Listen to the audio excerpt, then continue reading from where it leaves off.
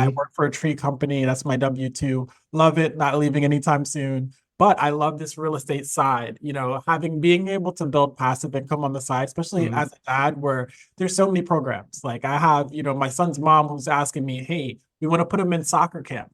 We want to put him in this baseball league. He's Mm-hmm. in like his whole summer camp right now. All of that Mm-hmm. comes with an expense or a Mm-hmm. cost. And Mm-hmm. I don't like to say no. So I like to figure out ways of how can I generate more income. And I think that Okay. for the future, passive income is for sure the way. And that's where this real estate business comes in. Are you a hardworking dad, juggling family responsibilities while dreaming of building wealth through real estate? Welcome to the Invested Fathers Podcast, where we explore how to balance investing and fatherhood. I'm your host, Kenny Johnson, founder of East West Capital. Over the past 5 years, I've been buying real estate to free up my time and secure my family's future. Now I'm here to help you do the same. Join me as we navigate the real estate world together, building wealth and strengthening our families. As my grandma always said, East West, home's best. Merrick, what's up, buddy? How are you doing? I'm doing great. How are you, sir? Good. Thanks so much for being with us today. Tell us a little bit about your background and a little bit about the family life. Sure. Awesome. So thank you for having me on. This is awesome. I've been looking forward to this for a few weeks now. But Merrick Lee, everyone, I started Love Capital Partners, which is a real estate syndication back in November 2023. I just started, learning about real estate. It's something that I've always wanted to do, but never really had the kind of the push to actually go there. My trade is digital marketing. I've been doing that for over 11 years. If you look up coolest guy on the internet, if you Google that, you actually get me. So, I love saying that, especially if I'm at a bar. It was really for fun. I've learned from my friend, my first college roommate. His name is Brian Delaney, and he helped me kind of get into the digital marketing realm because I couldn't find a job when I was coming out of school, and I worked for him for a few months before. And so, after learning from him, I got pretty good. Coolest guy on the internet. Try it.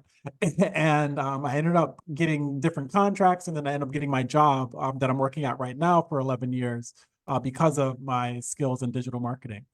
But eventually I wrote, like, again, I wanted to be in real estate. And so I'm not transitioning, let's say. I'm just adding that to my skill set, adding that to, what I would want to do because I learned the power of passive income. And especially if you're a dad or you're a parent and you probably see the cost coming up. Like you might have tuition, you might have sports camp, you might have these different activities that you want your kids to be a part of. And sometimes the thing that holds you back is not that you don't want them to do it. It's really just the cost side of it. I realized that with passive income, especially if you're able to multiply it over and over again, you're able to kind of remove the no and just start focusing on, do I really want to do this or not versus looking at the cost. And so, yeah, that's pretty much me. Cool. How long have you been married? How many kids do you have? So I haven't been married yet. So Okay. Sorry. no, Assumption. no, that's good. That's good. Okay. Me and my son's mother, so we only have one. We have Okay. one Got it. together, and it's been a great co-parenting relationship. Like there's no fights, no beef. We basically look at everything together. We decide on things, and it's been a wonderful experience. I actually started a podcast called The Co-Parent CEO, and she's even on there. So just to show everyone that it can work the other way, so it doesn't have to be this big fight that you always hear about, especially on the internet where it's all this drama. We have no drama. It's all good. Cool. How old is your son?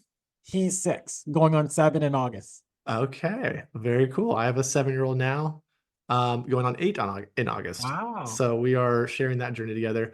Merrick, thanks for sharing everything thus far. I've got to ask about the uncertainty coming out of college, because that was also my story. And actually, I studied graphic design. So we sort of in a similar walk there. Yeah. And there was a fear of that, like, what are you doing with your life? Did you experience this, or were you like, I'm okay, I'll just get something when I get something? So this is great. When I was coming out of school, I actually applied to be the CEO of Walmart because I thought that I had it. Like I was like, I'm killing everybody in my business classes, especially anything competitive. I'm really good with presentations. I did amazing on my Business 400, which was the cornerstone class for business in our school.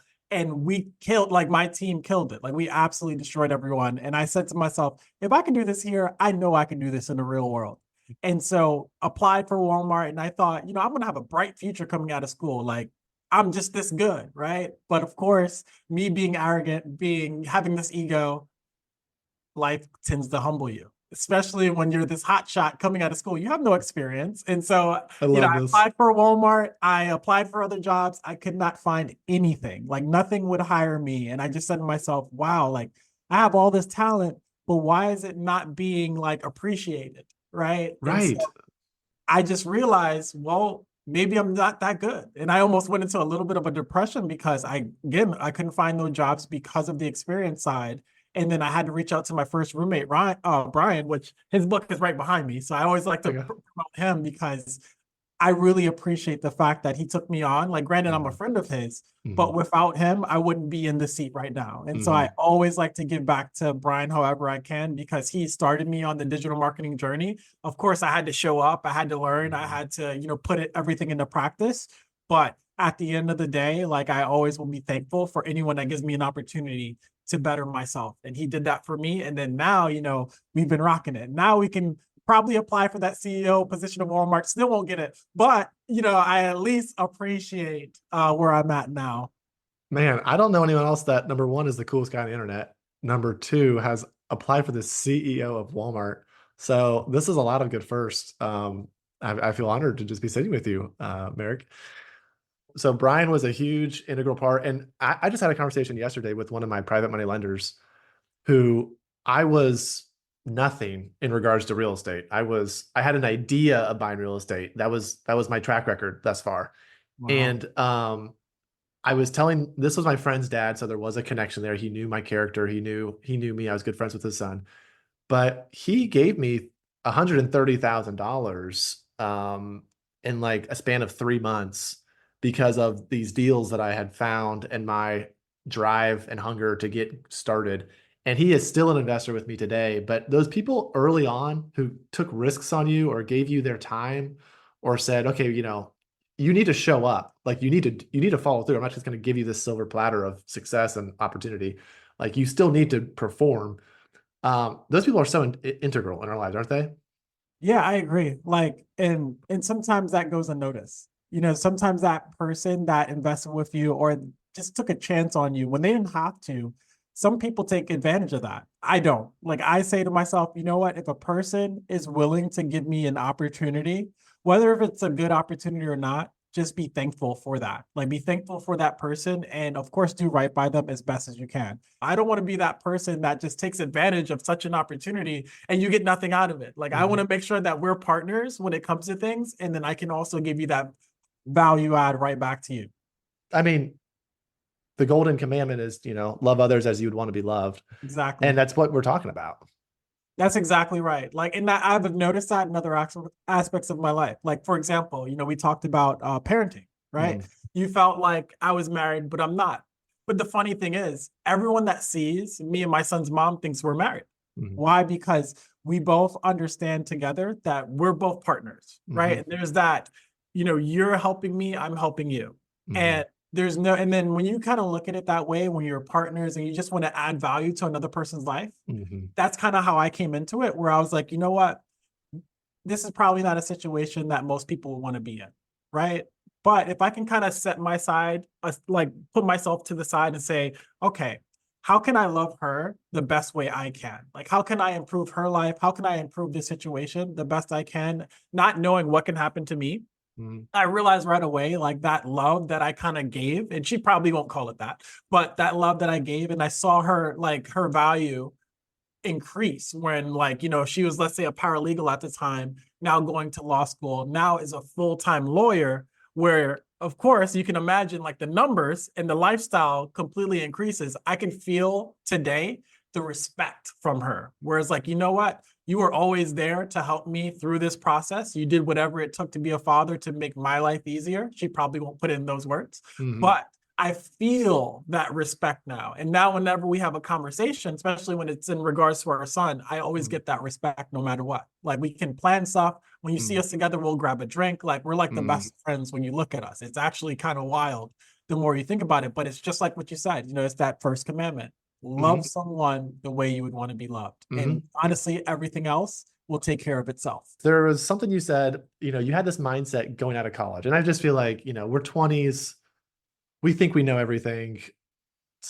Age old story there. But something happened in your life that, I mean, you seem extremely humble, extremely caring, generous. Just from this short conversation we've had thus far, what happened? What happened to you? What changed? There's still a confidence there that you've just channeled. So give me your thoughts on that. Yeah, so I think it's really just life and understanding that sometimes your perception on things isn't necessarily reality, but at the same time, us having the free will, and I don't know, if you're like a believer or anything like that, but I am, and I just realized that we are all made in the image of God, and so for me, I want to have a peaceful life. I want to have a Mhm, happy life. I want to be mhm, able to live in abundance, mhm, and that's not going to happen if I'm being negative. That's not going to mhm, happen if I'm being pessimistic. That's not going mhm, to happen if I'm not adding value to other people. Like if I'm mhm, not adding value, if I'm just being distracting and I'm trying to hurt people, and like by all means, I'm not a billionaire, but I am happy. And mhm, sometimes that is the goal for me, is to be happy, peaceful, and to be able to live every day without having to look over my shoulder and think, geez, I'm stressed out. mhm. Thank you for sharing all that. I am a believer as well. I grew up in a Christian home, and I'm glad you mentioned that because that's a big part of my motivations. I speak with people who say, my kid is my everything. I'm doing everything because of him. And he dictates he is my like main motivation in going to work and working hard. And I applaud those people, but I also feel like there's a point where they're going to let you down. We put our trust in certain people, your relationship with your son, or even, her mom, his mom, coworkers. And there comes a point where it it it dies, or it doesn't reach that point of fulfillment. I'd actually love to hear, has there been motivations or callings or things that you would say are part of your faith, your beliefs that have driven sort of the last few years of, or even, I don't know how long you've been a believer, but how has your faith sort of been your motivation through work and fatherhood? This is a great question. So to answer it, I feel like it's like being a believer and going through different things, like aspects of your life, and being able to kind of just relate those to, let's say, Bible characters or different passages and messages. I realized like through trials and tribulations that at the end of the day, God still has my back, right? No matter where I've been. And I feel like I've been through a lot of different things, right? Growing up in the Bronx, where it's like, back in the past, there was a lot of gangs running around. There's a lot of violence. There is still violence here and there. It's not as bad as it used to be. Even in high school, like I had one of my classmates, get shot and pass away. Just having those images and just thinking those thoughts where it's like, yo, there's a lot going on. If you're able to just kind of see it for what it is and just understand that, look, there is a higher power that is directing you in your life that's going to have you no matter what happens.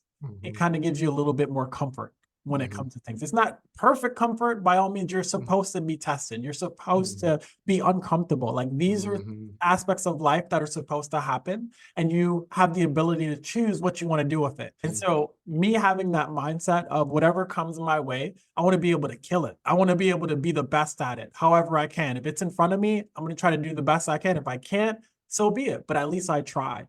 And so I just kind of developed that, over the years of going through different trials and tribulations, but being able to overcome things where you're getting that, motivation now where it's like, okay, I just went through that. I'm still here. yes, And now I've overcome it. yes. And now I can share that with someone else that's out there that's probably going through a similar thing. And I think my motivation to keep going and to keep, being a good father, being in real estate, being a great digital marketer, is that there are other people out there that probably have dreams and they're scared to go about doing them. But I Mhm, know God put me here mhm, to just use my story to show them that whatever you're going through, you can get through it if you just keep going. Like just mhm. keep going, keep learning, and don't let a little shortfall distract you from what you're supposed to be.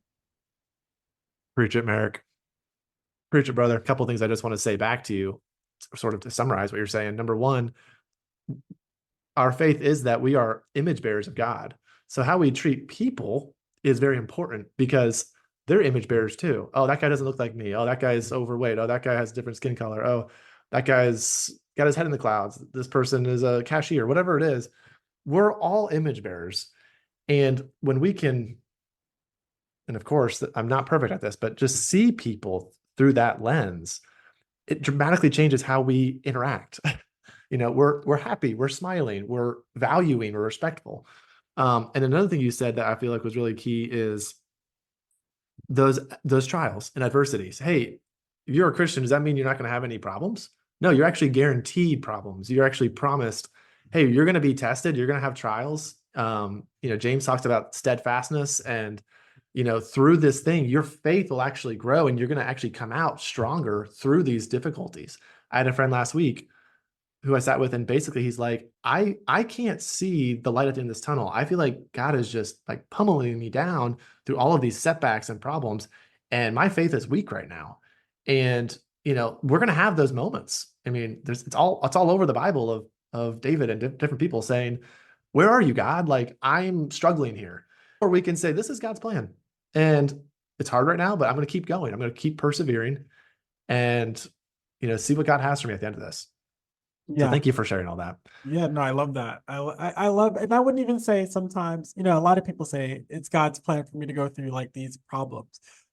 What if it's not? What if you're just going through problems because somebody else is putting you through it and it's not necessarily God? What I would say to that for that person, because sometimes it happens, and I hear it all the time, is I would say God has given you the ability to overcome it no matter what. Don't think that it's God that's pushing the problems on you, because I don't think, of God doing that. Yeah, there are going to be times that you're going to be tested in order for you to grow. In order for us to grow, we have to be uncomfortable because we're already used to being in a certain way.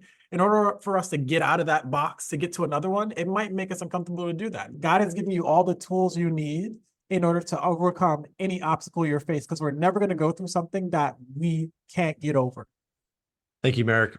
I want to ask about the real estate stuff because we've talked about marketing and just your career thus far and your mindset, which I think are all crucial to our audience.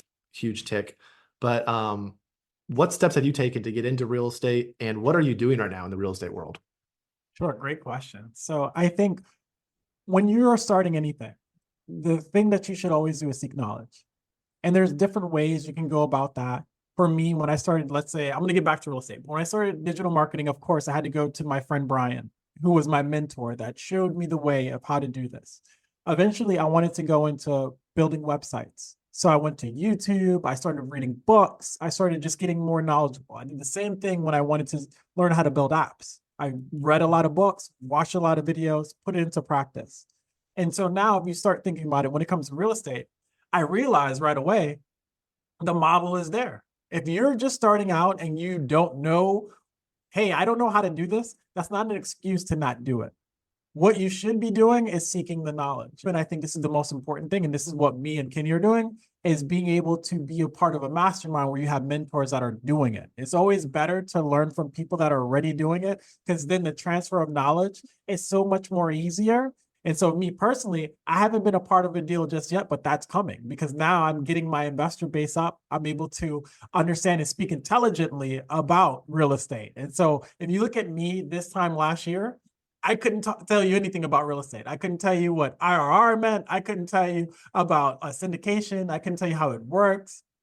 Now it's a different conversation. And now I'm able to help others be a part of deals and make money. And I think that was probably the best part of it, is being able to add value to people that I normally wouldn't have had I not taken that step to be a part of the knowledge base and get a mentor. Great answer, Merrick. You have amazing drive to take action, but not foolishly. Like, you're not just like jumping out and gambling. Like, you talked about the knowledge, and it seems like you were just like loving the scholar hat, and you're curious. You mentioned like 5 different things, I think, in regards to what you've been studying. And you're right. The information is out there. We're in the information age. There's no lack of information. Books, someone has done what you want to do already, and they've written 5 books on it that you can Google and have read to you while you're eating and driving.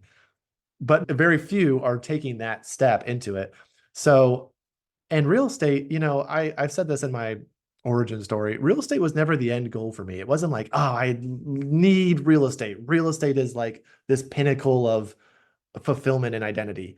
I love real estate. I love learning about it. It's why do I love real estate? It's the benefits of real estate. It's that passive income we're talking about. Anyone listening today, it's like, well, I really just love my trucking company.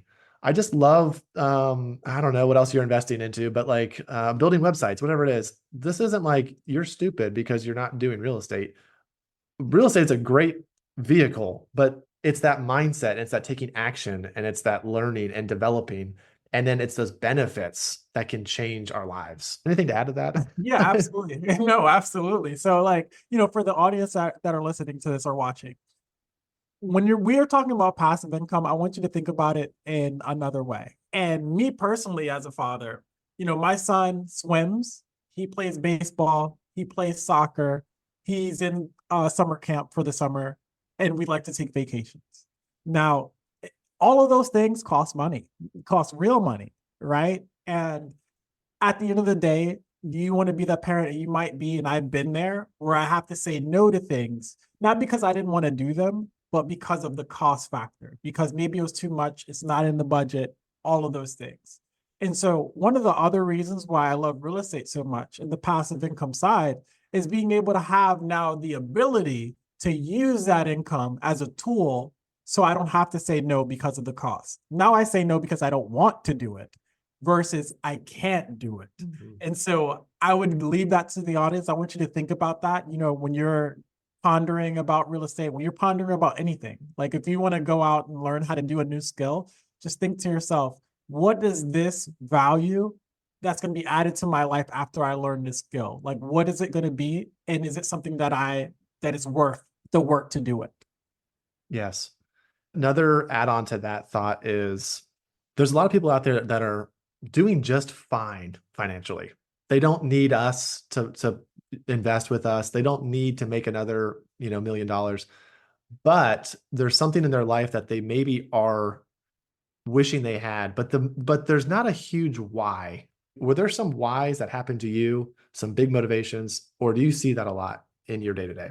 I see it a lot, but to be personal with me, it all started like my first why that I ever had developed was in sixth grade. And I was in computer class, and my teacher looks around the class and he says, anyone here that doesn't have two parents in their home is most likely going to be a failure, right? And I sat there because my parents weren't together. I'm living with my mother. My father is living in Jamaica at the time. And I just said to myself, wow, I'm about to be a failure. Like, and there's like nothing I can do about it. And so there were other kids, there's probably two or three kids out of a class of, I want to say 20, that also had the situation that I had, where it's like our parents aren't together. So I'm looking around, I'm like, wait, so we're supposed to be failures? Like, that's it? Like, that's that, hey, surprise, your life is over. And I kind of took that personal. And I said to Oh, of myself, course. you know what? There's no way, like you don't know everything. And I feel like I have the abilities to do whatever I want. My mother's always told me that I can be whatever I wanted in my life. So has multiple people in my family. And I will be exactly that. And so I kind of took that with me into high school, into college, even in any time that I feel like I can't do something, even today. Like if I feel like even with like real estate syndication, Hmm. digital Hmm. marketing, Hmm. website apps, whatever it is, Hmm. I look back at sixth grade and I look back Wow. at that teacher telling me that I'm supposed to be a failure. And I realize that if I don't perform or if I don't learn or if I don't keep getting better and keep going and striving, he's right. Wow. Dude, sixth grade, what a turning point. And when you first said that story, I'm thinking, what an awful teacher to put this seed of worthlessness into people that you have, like you said, I have no control over this. This was the cards I was dealt. I don't have two parents at home. But at the same time, I'm so thankful for that teacher because that was a wake-up call. You could have taken that and, like I said, just like go cry in the corner. It's been like, man, my life's gonna just be, a failure. But you've used that conversation, that moment to just push you, man. I love that. In light of having not two parents at home, when you think of your dad or the things that you learned from him or have received from him or just that fatherly idea. How has that shaped you into being the dad you are today, negative or positive? Oh, that's a great question. I love this question. So he was here in America and we all lived in New York. And so he moved back to Jamaica for a little bit, where he's from, him and the family. And I only would see my father once a year. And I would be flown down to Jamaica and spend my summers there. So you can imagine the rest of the year, me growing up, this happened. I was around 7 years old, all the way to about 18. Mhm. I only saw my father during the summertime, face to face. Like he would call me, we would talk. But as anyone that's listening to this, if you are either a child or you're a parent, that's not enough time, either way. And I would say that it made me very bitter, because as I'm going through life, as you can imagine, as a teenager, trying to figure out school, trying to figure out girls, trying to figure out just so many different aspects of just life, and not having your father there to rely on, it made me not really understand things as much. But once I became like an adult and I started looking back, it made me extremely better. It made me realize, Mm. especially going to college, and I got to see and make friends with people that had their father there. And Mhm. then I saw their fathers coming to visit them in college, being there to help them unload the car, Mhm. being there to buy furniture or whatever. And here I am just like kind of on my own. It just made me feel very like Mhm. isolated. And I went through a state of depression because of it, because I just felt like I'm worthless in a different way. And Mhm. so now when it comes to my son, I'm there for Mhm. everything. I'm Mhm. there commencement. I'm there for, if I can be there for the first day of school, I'm there. Every sport I'm there for just about everything. And whenever I have, let's say, a girlfriend, or if I bring someone in, I let them know right away that under any circumstance, I'm always going to be there for my son. There is nothing that is going to stop me Mhm. from being there and giving him the time that he needs. If he calls me, even today, like if he calls me right now, I will answer. I will stop this and answer the phone, just because, Right. I want to be that father, because I didn't have that, Right. Now, thanks for sharing all that, Merrick. I applaud the drive to change that in the future. We can look back and dwell on things that happened in our lives that were negative constantly. And that is a choice that we can make, or we can choose to say, you know what, this is what happened. I'm not going to let this happen again, or I'm going to change the present or change this life with me. Thank you so much for choosing through the depression and through the bitterness. This is what's not going to happen. This is who I'm going to be as a dad to my son. Yeah, one more point to that I never got to tell this side of it too, is because there's probably a lot of moms that are looking at this. I know this isn't a mom's podcast, but for the moms that are looking out here for this, that was another thing that motivated me, was seeing my mom have to take the brunt of everything, have to Mhm. raise a man but not being one.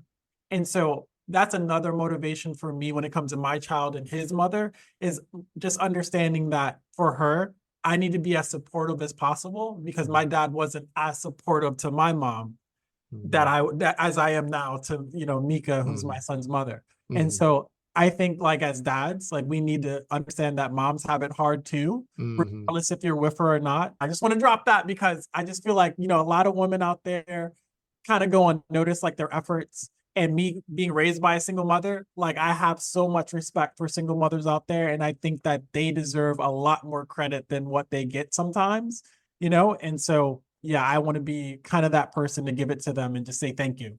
All You those know, that are. amen. Thank you so much, Merrick. We're just about out of time. I would love if you could give, to our audience today, we have, I would say, older investors who, maybe in their 40s, 50s, they're working their job, they have kids who maybe are in college, and we have our younger listeners who kind of in that, hey, what am I doing with my life? I want to start this new thing. I'm unsure. But to all my dads who are listening, what are some things that you could say? Hey, here's some advice. Sure. So I would say the best advice I can give and is to live, like, to understand that, you know, we do a lot of things in life for work, for our families. Sometimes we do it for, like, our coworkers, we do it for our job. We do a lot of things in this life for other people. Mhm. But the main person that should matter to us is us. And we should live your life. Like, understand that at the end of the day, every year that goes by is a gift, is really a privilege. You Mhm. don't get that time back. And you should invest your time more than money into making you feel good. Go on that vacation. Turn off your phone if you need to, or check your phone if you need to, but live life the way that you want to, that makes you feel happy, especially if you're not feeling happy right now. If you feel like you're stuck, if you feel like there's things in life that I want to do, but I haven't done yet, hopefully, if I provided anything in this conversation to you, it's about taking action. It's understanding that even if it's something that you've never done before, because trust me, when I first started, I felt the same way. Like I felt that anxiety of, okay, I'm not sure if I'm going to be good at this. Forget being good. Just do. Just go out there, do it. And wherever the cards land, who knows, you might be on this podcast next.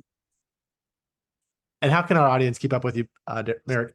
Sure. You can follow me on Instagram. So that's at Merrick Lee Jr. I'm also now on TikTok. Same thing, Merrick Lee Jr. And then I just started my own co-parent CEO podcast on YouTube. So if you type that in, you'll see a bunch of shorts. I give recommendations on dating, parenting, and also business. Merrick, thanks so much for your time today, buddy. Best of luck in all your ventures. We'll be keeping up with you.